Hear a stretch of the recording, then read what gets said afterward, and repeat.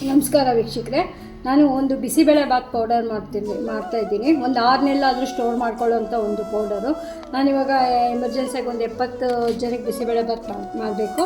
ಅದಕ್ಕೋಸ್ಕರ ನಾನೀಗ ಪೌಡರ್ ನಿಮಗೂ ತೋರಿಸೋಣ ಯಾವ ಥರ ಜಾಸ್ತಿ ಕ್ವಾಂಟಿಟಿ ಮಾಡೋದು ಅಂತ ತೋರಿಸ್ಕೊಡ್ತಾ ಇದ್ದೀನಿ. ನೋಡಿ, ಇಲ್ಲಿ ಇದು ಈ ಗ್ಲಾಸಲ್ಲಿ 2 ಗ್ಲಾಸು ನೋಡಿ 2 ಗ್ಲಾಸು ಧನಿಯಾ ತೊಗೊಂಡಿದ್ದೀನಿ. ಇದಕ್ಕೆ ಒಂದು 70-80 ಜನಕ್ಕೆ ಆಗೋಷ್ಟು ಮಾಡ್ಬೋದು ಪೌಡರು. ಇದರಲ್ಲಿ 2 ಗ್ಲಾಸು ಧನಿಯಾ ತೊಗೊಂಡಿದ್ದೀನಿ. ಅಷ್ಟೇ ಜಾಸ್ತಿ ಕ್ವಾಂಟಿಟಿ ಮೆಣಸಿನ್ಕಾಯಿ. ನೋಡಿ, ಈ ಥರ ಇಡೀ 2 ಇಡೀ ಬ್ಯಾಡಗಿ ಮೆಣಸಿನ್ಕಾಯಿ ತೊಗೊಂಡಿದ್ದೀನಿ. ಬಿಗಿಯಾಗಿ ಇಟ್ಕೊಂಡ್ರೆ 2 ಇಡೀ ಬ್ಯಾಡಗಿ ಮೆಣಸಿನ್ಕಾಯಿ ತೊಗೊಂಡಿದ್ದೀನಿ. ಇದನ್ನ ಇವಾಗ ಕಟ್ ಮಾಡ್ಕೊಂಡು ತೋರಿಸ್ತೀನಿ. ಮತ್ತು ಇದು ಸ್ವಲ್ಪ 1 ಇಡಿಯಷ್ಟು ಖಾರ ಮೆಣಸಿನ್ಕಾಯಿ. ನೋಡಿ, 1 ಇಡಿಯಷ್ಟು ಖಾರ ಮೆಣಸಿನ್ಕಾಯಿ ತೊಗೊಂಡಿದ್ದೀನಿ. ನನಗೆ ಅಳತೆ ಅಷ್ಟೇ ಹೇಳಕ್ಕೆ ಬರೋಲ್ಲ, ಬಟ್ ನಾನು ತೊಗೊಂಡಿರೋಷ್ಟು ಈಗ ಹೇಳ್ತಾ ಇದ್ದೀನಿ. ಇದು ಕೊಬ್ಬರಿ ತೊಗೊಂಡಿದ್ದೀನಿ. ಈ ಕೊಬ್ಬರಿ ಒಂದು ದೊಡ್ಡ ಗಿಟ್ಕು 1.5 ಗಿಟ್ಕು ಕೊಬ್ಬರಿಯಿಂದ ಈ ಥರ ಕಟ್ ಮಾಡಿ ಇಟ್ಕೊಂಡಿದ್ದೀನಿ. ಮತ್ತು ಇದಕ್ಕೆ ಮಸಾಲ ನೋಡಿ, ಚಕ್ಕೆ ಒಂದು ಸ್ವಲ್ಪ ಜಾಸ್ತಿ ತೊಗೊಂಡಿದ್ದೀನಿ. ಚಕ್ಕೆ ಇಷ್ಟು ತೊಗೊಂಡಿದ್ದೀನಿ. ಇದು ಜಾಪತ್ರೆ, ಲವಂಗ. ಆ್ಯಕ್ಚುಲಿ ಲವಂಗ ನಾನು ಹೆಚ್ಚಿಗೆ ಹಾಕಲ್ಲ, ಮತ್ತು ಈಗ ಹಾಕ್ತಾಯಿದ್ದೀನಿ. ಒಂದು ಸ್ವಲ್ಪ ಲವಂಗ ತೊಗೊಂಡಿದ್ದೀನಿ. ಏಲಕ್ಕಿ ಒಂದು 15 ಪೀಸ್ ತೊಗೊಂಡಿದ್ದೀನಿ. ಇದು ಗಟ್ಟಿ ಇಂಗುನೇ ಇಂಪಾರ್ಟೆಂಟ್. ಇದಕ್ಕೆ ಇಂಗು ಮತ್ತು ಈ ಚಕ್ಕೆ ಇವೆಲ್ಲ, ಏಲಕ್ಕಿ ಇದಿಲ್ಲ ಅಂದರೂ ಪರವಾಗಿಲ್ಲ. ಈಗ ಇಂಗು ಮತ್ತು ಚಕ್ಕೆ ಇದ್ರೂ ಸಾಕು. ಇದ್ದರೆ ಮರಾಠಿ ಮೊಗ್ಗು ಎಲ್ಲ ತೊಗೋಬೋದು. ನನ್ನ ಹತ್ರ ಈಗ ಮರಾಠಿ ಮೊಗ್ಗಿಲ್ಲ, ಅದಕ್ಕೋಸ್ಕರ ಜಾಪತ್ರೆ ಹಾಕಿದ್ದೀನಿ. ಧನಿಯಾ ತೊಗೊಂಡಿದ್ದೀನಿ. ಧನಿಯಾ 1 ಇಡಿ ಪೂರ್ತಿ 1 ಇಡಿ ಇಷ್ಟು ಧನಿಯಾ 1 ಇಡಿಯಷ್ಟು ಧನಿಯಾ ತೊಗೊಂಡಿದ್ದೀನಿ. ಜೀರಿಗೆ ತೊಗೊಂಡಿದ್ದೀನಿ. ಮತ್ತು ಈಗ ಮೆಣಸು ಅಷ್ಟೇ, ಅದರಲ್ಲಿ ಅರ್ಧ ಮೆಣಸು ತೊಗೊಂಡಿದ್ದೀನಿ. ಈಗ ಮೆಂತ್ಯ ಸ್ವಲ್ಪನೇ, ಮೆಂತ್ಯ ಜಾಸ್ತಿ ತೊಗೊಳ್ಳಲ್ಲ. ಈಗ ಮೆಂತ್ಯ ಒಂದು ಸ್ವಲ್ಪ, ಒಂದು ಅರ್ಧ ಸ್ಪೂನಷ್ಟು ಮೆಂತ್ಯ ತೊಗೊಂಡಿದ್ದೀನಿ.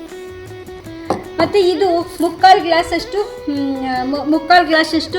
ಕಡಲೆಬೇಳೆ ತೊಗೊಂಡಿದ್ದೀನಿ. ಹಾಕೋವಾಗ ತೋರಿಸ್ಕೊಡ್ತೀನಿ. ಮತ್ತು ಇದು 3/4 ಗ್ಲಾಸಷ್ಟು ಉದ್ದಿನಬೇಳೆ ತೊಗೊಂಡಿದ್ದೀನಿ.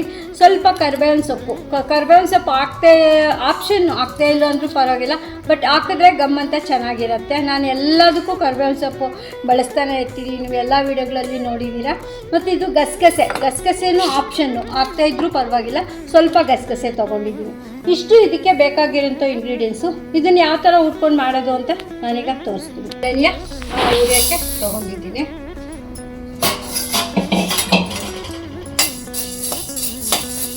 ಯಾಕೆ ಹುರಿತಿದ್ದೇನೆಂದರೆ ಇನ್ನೂ ಬಾಣಲಿ ಬಿಸಿ ಆಗಿಲ್ಲ ಅಲ್ವಾ. ಧನಿಯಾ ಜಾಸ್ತಿ ಹುರಿಬೇಕಾಗಿಲ್ಲ, ಸ್ವಲ್ಪ ಹುರಿದ್ರೂ ಧನಿಯಾ ಸಾಕು. ತುಂಬಾ ಹುರಿದ್ರೂ ಅದು ಮಸಾಲೆ ಅಷ್ಟು ಸ್ಮೆಲ್ ಚೆನ್ನಾಗಿರಲ್ಲ.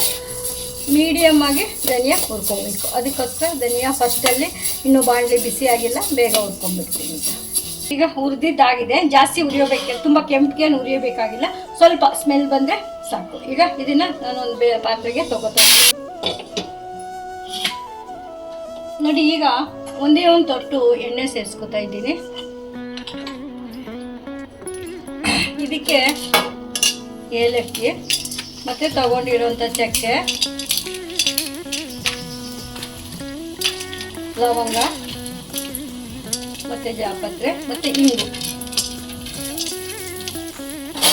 ಇಷ್ಟು ಹಾಕಿ ಸ್ವಲ್ಪ ಹುರ್ಕೊಳ್ಳೋಣ.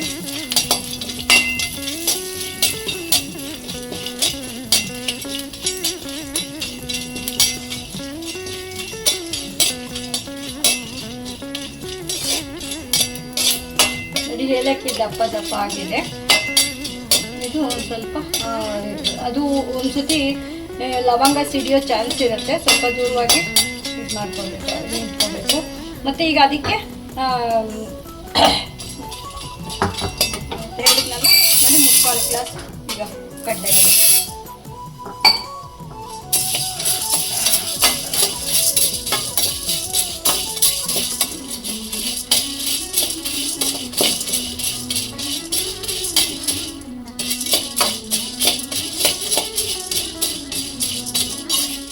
ಸ್ವಲ್ಪ ಬೆಚ್ಚಗಾಗ್ತಿದ್ದಂಗೆ ಉದ್ದಿನಬೇಳೆನೂ ಅಷ್ಟೇ ಹಾಕಬೇಕು. ಅದು 3/4 ಗ್ಲಾಸು ತೊಗೊಂಡಿದ್ದೀನಿ. ಅಷ್ಟನ್ನು ಇವಾಗ ಚೆನ್ನಾಗಿ ಹುರ್ಕೊಳ್ಳೋಣ.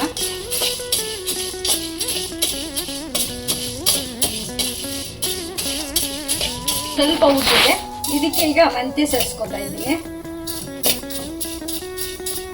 ಈಗ ಎಲ್ಲ ನಾನು ಸ್ವಲ್ಪನೇ ತೊಗೊಂಡಿರೋದನ್ನ ಇಲ್ಲೇ ಇದರಲ್ಲೇ ಸೇರಿಸ್ತೀನಿ. ಈಗ ಇಲ್ಲಿ ಮೆಣಸು ಹಾಕಿದ್ದೀನಿ,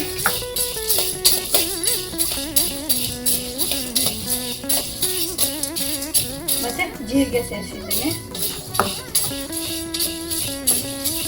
ಎಲ್ಲನೂ ಕೆಂಪಿಗೆ ಸ್ವಲ್ಪ ಗಮ್ಮನ ಥರ ಕೊಟ್ಟು ಈಗಲೇ ಒಂದು ಒಳ್ಳೆ ಸ್ಮೆಲ್ ಬಂದಿದೆ.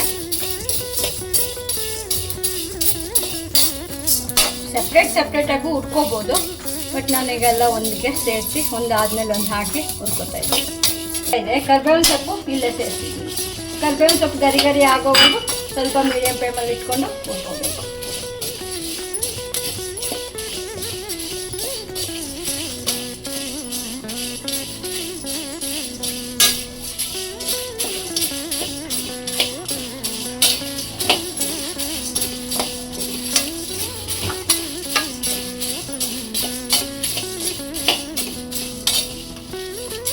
ನೋಡಿ ಈಗ ಎಲ್ಲ ಕೆಂಪಿಗೆ ಆಗಿದೆ. ಅಂದರೆ ಕರ್ಬೇವಿನ ಸೊಪ್ಪು ಸ್ವಲ್ಪ ಗರಿ ಹಾಕಿ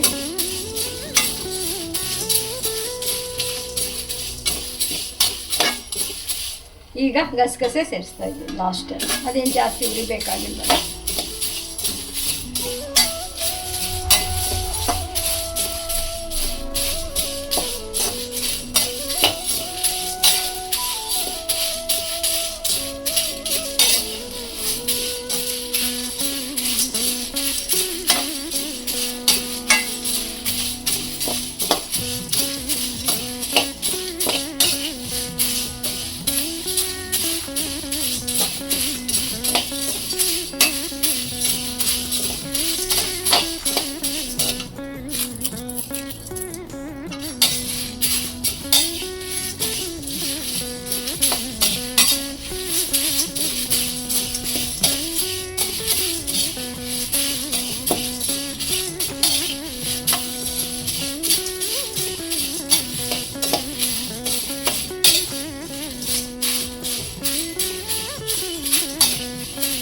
ಕರ್ಬೇವಿನ ಸೊಪ್ಪು ಸ್ವಲ್ಪ ಚೆನ್ನಾಗಿ ಒಣಗಿದ್ದು ಸ್ವಲ್ಪ ನೋಡಿ ಈ ಥರ ಪುಡಿ ಹಾಕಬೇಕು. ಈಗ ಆಗಿದೆ, ಇದು ತೆಗಿತಾ ಇದ್ದೀನಿ. ಒಣಮೆಣಸಿನ್ಕಾಯಿ ಹುರ್ಕೋತೀನಿ, ಕೊಬ್ಬರಿ ಹುರ್ಕೋತೀನಿ. ಕೊಬ್ಬರಿನೂ ಸ್ವಲ್ಪ ಸ್ಟಾಕ್ ಮಾಡೋದ್ರಿಂದ ಕೊಬ್ಬರಿನೂ ಚೆನ್ನಾಗಿ ಹುರ್ಕೋಬೇಕು. ಇದಕ್ಕೇನು ಎಣ್ಣೆ ಬೇಕಿಲ್ಲ, ಯಾಕೆಲ್ಲ ಅದರಲ್ಲೇ ಎಣ್ಣೆ ಅಂತ ಇರೋದ್ರಿಂದ ಕೊಬ್ಬರಿನೂ ಸ್ವಲ್ಪ ಚೆನ್ನಾಗಿ ಹುರ್ಕೋಬೇಕು.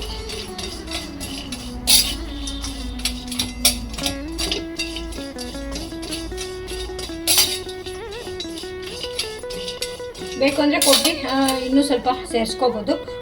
ನೀವು ಮಾಡೋವಾಗಲೂ ಒಂದು ಸ್ವಲ್ಪ ತುರಿದಿದ್ದು ಕೊಬ್ಬರಿ ಹಾಕ್ಕೊಂಡ್ರು ಟೇಸ್ಟ್ ಚೆನ್ನಾಗಿ ಕೊಡುತ್ತೆ. ಚೆನ್ನಾಗಿ ಹುರಿದಿದ್ದೀನಿ. ಈ ಥರ ಹುರಿದು ನೀವು ಇಟ್ಕೊಳ್ಳೋದ್ರಿಂದ ಪುಡಿ ಸ್ವಲ್ಪ ದಿವಸ ಇಟ್ಕೊಂಡ್ರು ಚೆನ್ನಾಗಿ ಇರುತ್ತೆ, ಕೇಳಲ್ಲ, ಮತ್ತು ಟೇಸ್ಟು ಚೆನ್ನಾಗಿ ಬರುತ್ತೆ. ಇದನ್ನು ಈಗ ಇಲ್ಲೇ ಸೇರಿಸ್ತಾ ಇದ್ದೀನಿ.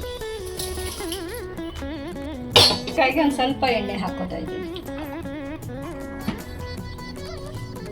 ಈಗ ಖಾರದ ಮೆಣಸಿನ್ಕಾಯಿ ಒಂದು ಇಡೀ ತೊಗೊಂಡಿದ್ನಲ್ಲ ಅದೀಗ ಸೇರಿಸ್ತಾ ಇದ್ದೀನಿ.